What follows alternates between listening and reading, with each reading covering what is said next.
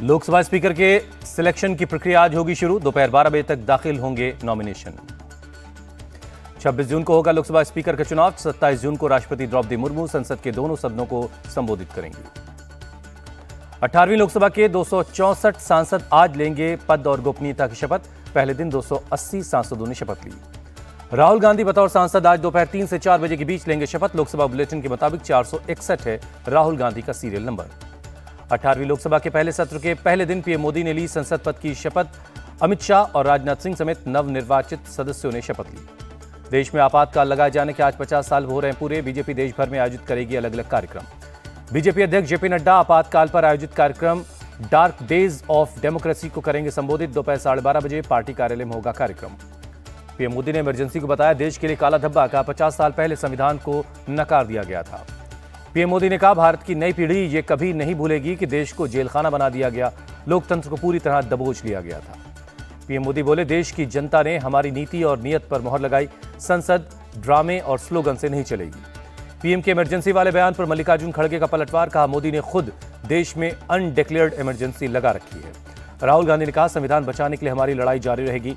संविधान को कोई छू भी नहीं सकता।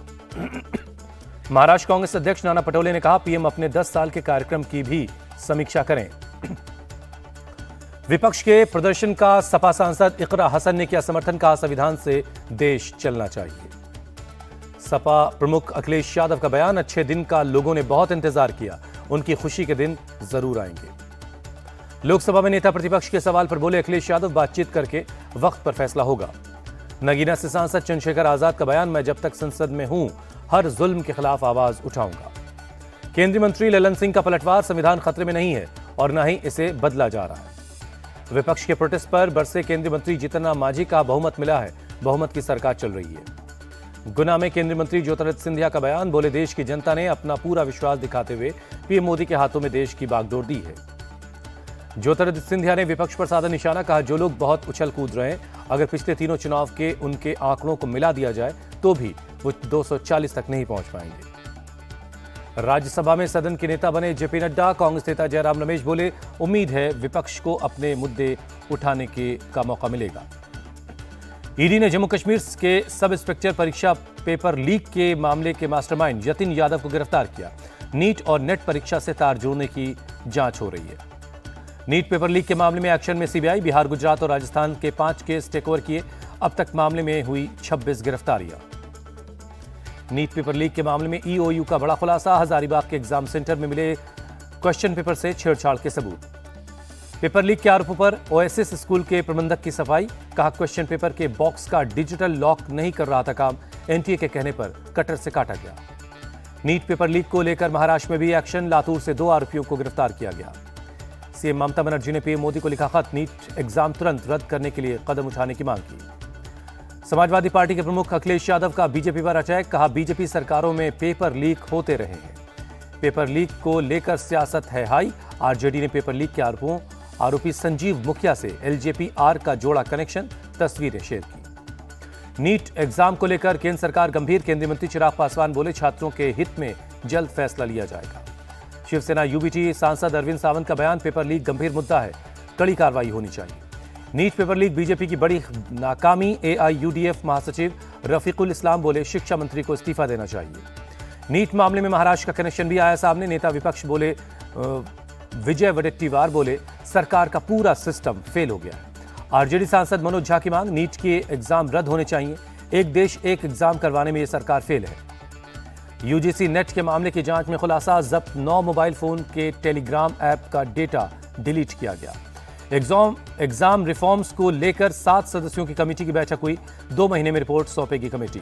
नीट पेपर लीक पर बोले सांसद पप्पू यादव छात्रों के भविष्य को खत्म करने की साजिश।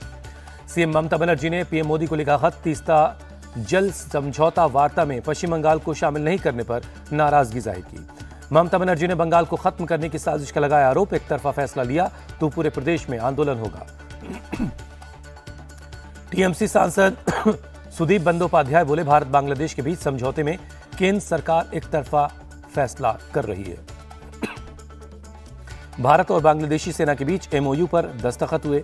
डेवलपमेंट प्रोग्राम, नॉलेज शेयरिंग समेत कई मुद्दों पर सहमति बनी। उत्तराखंड बीजेपी के सभी सांसदों की आज दिल्ली में बैठक होगी। एमओएस अजय टम्टा के घर पर होगी मीटिंग।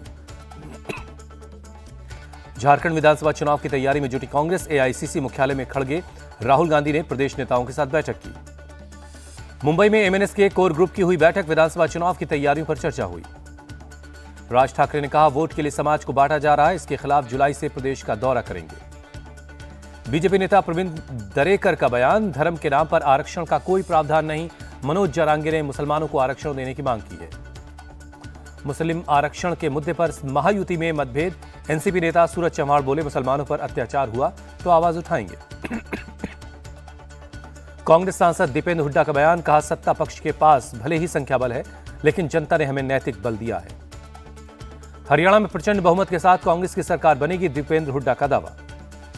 दिल्ली की जल मंत्री आतिशी को एलएनजेपी अस्पताल में भर्ती करवाया गया। 5 दिनों से अनिश्चितकालीन अनशन पर बैठी हैं आतिशी का शुगर लेवल काफी गिर गया है, जिसके बाद उन्हें अस्पताल में भर्ती करवाया गया। सांसद संजय सिंह के मुताबिक ब्लड प्रेशर भी काफी लो हो गया है। संजय सिंह ने बताया, आतिशी का कीटोन लेवल काफी बढ़ गया है, जिसके बाद डॉक्टर्स ने तुरंत उन्हें अस्पताल में भर्ती करने की सलाह दी।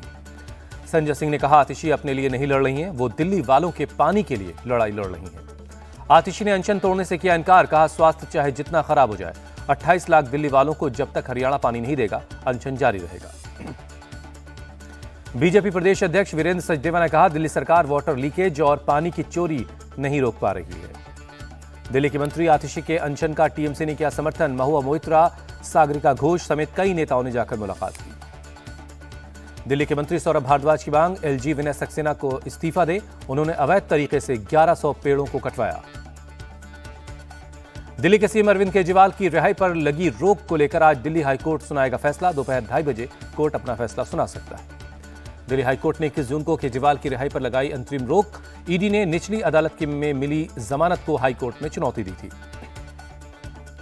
ईडी ने दिल्ली हाईकोर्ट में 29 पेज की लिखित जवाब दाखिल किया। केजरीवाल की जमानत देने का किया विरोध। निचली अदालत ने तथ्यों की अनदेखी कर केजरीवाल को दी थी जमानत। ईडी का हाईकोर्ट में जवाब। ईडी के आरोपों पर केजरीवाल ने जवाब दाखिल किया। कहा, गोवा चुनाव में पैसा खर्च करने का ईडी के पास कोई सबूत नहीं है।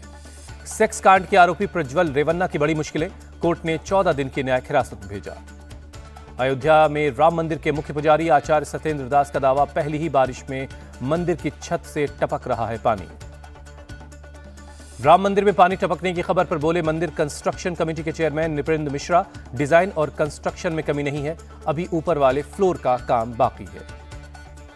गुजरात पुलिस का सूरत में बड़ा एक्शन। रेलवे स्टेशन पर ड्रग्स की बड़ी खेप के साथ 2 तस्कर गिरफ्तार किए गए। गुजरात के गृहमंत्री हर्ष सांघवी का दावा, 4 साल में 9,600 करोड़ की 87 टन से ज्यादा ड्रग्स पकड़ी गई। करीब 2,600 लोग गिरफ्तार किए गए। असम के साथ सीमा विवाद पर बोले मेघालय के सीएम सांगमा, दोनों राज्य विवाद को खत्म करने में लगे हैं। दिल्ली में Quad policy planner working group की बैठक। इंडो पैसिफिक रीजन पर हुई चर्चा। केंद्रीय मंत्री नितिन गडकरी से मिले तेलंगाना के मिनिस्टर केवी रेड्डी। राज्य से जुड़े कई मुद्दों पर बातचीत हुई। पुणे पोर्श एक्सीडेंट के पीड़ित परिवार ने वर्षा बंगले पर मुख्यमंत्री एकनाथ शिंदे से मुलाकात की। मुख्यमंत्री ने पीड़ित परिवार को इंसाफ दिलाने का भरोसा दिया। मुख्यमंत्री एकनाथ शिंदे ने पुणे कमिश्नर को अवैध पब पर कड़ी कार्रवाई लेने के लिए कहा। साथ ही अवैध निर्माणों को ढाने का भी निर्देश दिया। मध्य प्रदेश के ग्वालियर में हुई तेज बारिश, लोगों को गर्मी से मिली राहत। बारिश की वजह से सड़क यातायात पर भी पड़ा असर। कई इलाकों में सड़कों पर पानी भर गया है। बिहार के पटना में बदला मौसम का मिजाज। कई इलाकों में झमाझम बारिश हुई। बारिश की वजह से ट्रैफिक हुआ प्रभावित, लोगों की बढ़ी परेशानी। हरियाणा के अंबाला में तेज बारिश ने खोली प्रशासन के दावों की पोल। पानी में डूबी नजर आई सड़कें। जल भराव की वजह से गाड़ियों की रफ्तार पर लगी ब्रेक। आने जाने वाले लोगों को हुई काफी परेशानी। लखनऊ में लोकसभा चुनाव के बाद संविधान की किताब की मांग बढ़ी। एक बुक कंपनी ने दी जानकारी। उज्जैन में महाकाल के दरबार में नरेंद्र सिंह तोमर विधि विधान से पूजा अर्चना की। गुजरात में 26 से 28 जून तक चलेगा कन्या केलवणी और स्कूल प्रवेश महोत्सव। सीएम ने की बैठक। मुंबई में बीती रात अनंत अंबानी अभिनेता अजय देवगन के घर पहुंचे। अपनी शादी का दिया इनविटेशन कार्ड। काशी विश्वनाथ मंदिर में नीता अंबानी ने किया दर्शन। भगवान को दिया बेटे अनंत और राधिका की शादी का निमंत्रण। वाराणसी पहुंची नीता अंबानी ने काशी चाट भंडार में चाट खाई। आइसक्रीम का भी मजा लिया। नीता अंबानी ने दुकान के मालिक और उनके परिवार वालों से भी बात की। दुकान के बाहर उमड़ी लोगों की भीड़। इसराइल के पीएम बेंजामिन नेतन्याहू ने कहा, गाजा में सैन्य कार्रवाई खत्म होने के करीब, लेकिन हमास के खत्म होने तक जंग जारी रहेगी। गाजा में हमास के बाद अब लेबनान में हिजबुल्लाह इसराइल का नया टारगेट। पीएम नेतन्याहू ने उत्तरी इसराइल सीमा पर सेना को भेजने का ऐलान किया। गाजा के अल शती रिफ्यूजी कैंप पर इसराइल का बड़ा हमला। वायुसेना की बमबारी में 5 रिहायशी इमारतें तबाह हो गई। यूक्रेन के ओडिशा पर रूस का मिसाइल अटैक, एक बच्चा समेत 4 लोग बुरी तरह जख्मी हुए। रूस में राजधानी मॉस्को के पास एक बहुमंजिला इमारत में आग लग गई, कम से कम 8 लोगों की मौत। दक्षिण कोरिया में राजधानी सियोल के पास लिथियम बैटरी की एक फैक्ट्री में भीषण आग लग गई, कम से कम 22 लोगों की जान चली गई। आईसीसी टी20 वर्ल्ड कप में के सेमीफाइनल में पहुंचा भारत। सुपर 8 के अपने आखिरी मुकाबले में ऑस्ट्रेलिया को 24 रनों से हराया। सेमीफाइनल में टीम इंडिया का सामना इंग्लैंड से होगा। 27 जून को गुयाना के मैदान पर होगी भिड़ंत। बांग्लादेश अफगानिस्तान मैच के नतीजों से साफ होगी सेमीफाइनल की तस्वीर। बांग्लादेश हारा तो ऑस्ट्रेलिया सेमीफाइनल की रेस से हो जाएगा बाहर। टॉस हारकर पहले बल्लेबाजी कर टीम इंडिया ने 206 रनों का टारगेट दिया। जवाब में ऑस्ट्रेलिया की टीम 181 रन ही बना पाई। ऑस्ट्रेलिया के खिलाफ कप्तान रोहित शर्मा ने तूफानी अर्धशतक जड़ा। 41 गेंदों पर 92 रन की पारी खेली। रोहित शर्मा टी20 क्रिकेट में सबसे ज्यादा रन बनाने वाले बल्लेबाज बने। 4165 रन बनाकर बाबर आजम को पीछे छोड़ा। भारत के कप्तान रोहित शर्मा ने रचा इतिहास। टी20 में 200 छक्के लगाने वाले पहले बल्लेबाज बने। टीम इंडिया ने टी20 वर्ल्ड कप में सबसे ज्यादा मैच जीतने का वर्ल्ड रिकॉर्ड बनाया। 34 मैच जीतकर श्रीलंका को पीछे छोड़ा। श्रीलंका ने टी20 वर्ल्ड कप में अभी तक 33 मैच जीते हैं।